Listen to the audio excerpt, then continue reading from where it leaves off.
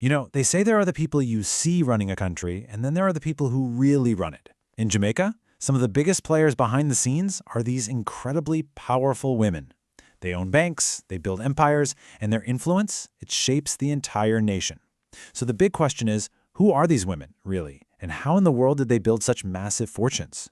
So here's how we're going to break it all down. We'll kick things off with Jamaica's big power brokers. Then we'll dive into how they got there. We've got the self-made moguls, the legacy builders, the industry titans, and even a new guard coming up. And we'll wrap it all up by asking what their stories really tell us about wealth and power in the Caribbean right now. All right, let's jump right in. When we're talking about the richest women in Jamaica, you've got to understand it's about so much more than just a fat bank account. We're talking about women who are major players, the ones who command real influence in business, in culture, and even in philanthropy. And it's interesting, the source material we're looking at today basically asks this exact question. Who is secretly running the show? The idea is that behind the politicians and public figures, there's this network of women making strategic moves that, honestly, have a huge impact on where the country is headed. Okay, first up, let's talk about the self-made moguls. These are the women who literally started with nothing but a vision and just pure grit. They built their empires from scratch, proving you can get to the top with sheer hustle. And you can't talk about self-made without talking about Dr. Trisha Bailey. I mean, her story is just wow. It's the ultimate rags to riches tale. We're talking about a net worth estimated at over $700 million. And get this, she didn't inherit a penny of it. So how did she do it? Well, you can see the whole empire laid out here. The foundation of it all is this massive medical supply company she owns in the US. But she didn't stop there. She branched out, big time, into real estate, publishing, and she even has a piece of the Orlando Magic NBA team. Of course, that kind of success comes with the lifestyle, right? The private jet, a car collection worth millions. But here's what's really important, that last point. It's all balanced out by this incredible commitment to philanthropy. She's funding everything from education to housing for people who need it most. And really, this quote from her says it all, doesn't it? Her story isn't just about getting rich. It's this powerful, real-life proof that it doesn't matter where you start, your beginning does not have to be your end.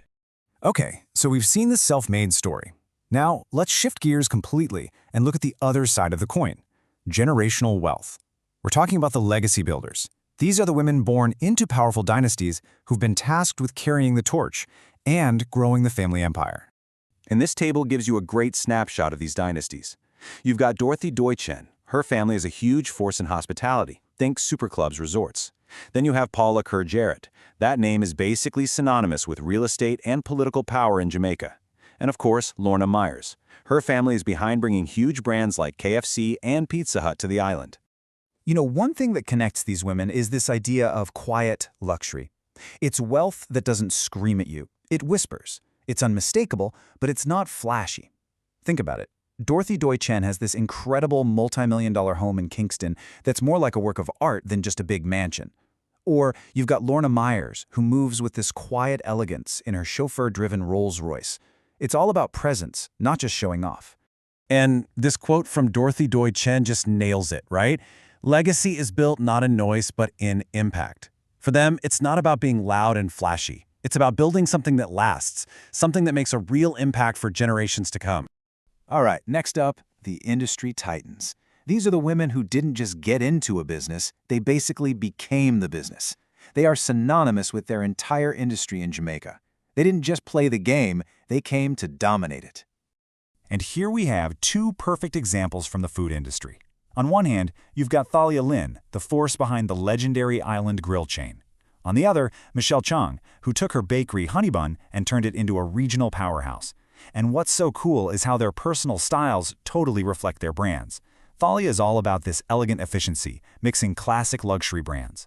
Meanwhile, Michelle is smart, modern. She drives a Tesla. Her style is very much in that vein.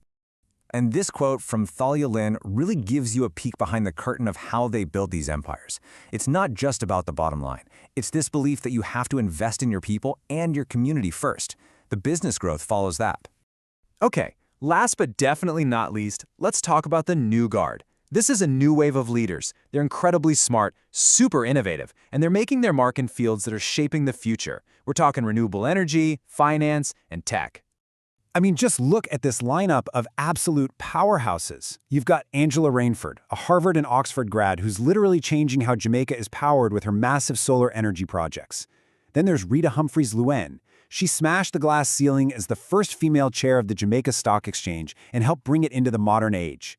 And Camille Fossey, a legal genius whose work in corporate governance, especially from her time at Cable and Wireless, is so critical in today's tech-driven world. And I think this quote from Angela Rainford just perfectly sums up the whole mindset of this new generation. For them, luxury isn't about the jet or the mansion. The real luxury is freedom. It's having the autonomy to do work that matters on your own terms. It's all about purpose. So, we've looked at all these different paths to the top, right? The self-made mogul, the legacy builder, the industry titan, the new innovator. So what does it all mean? What can we learn from all of this?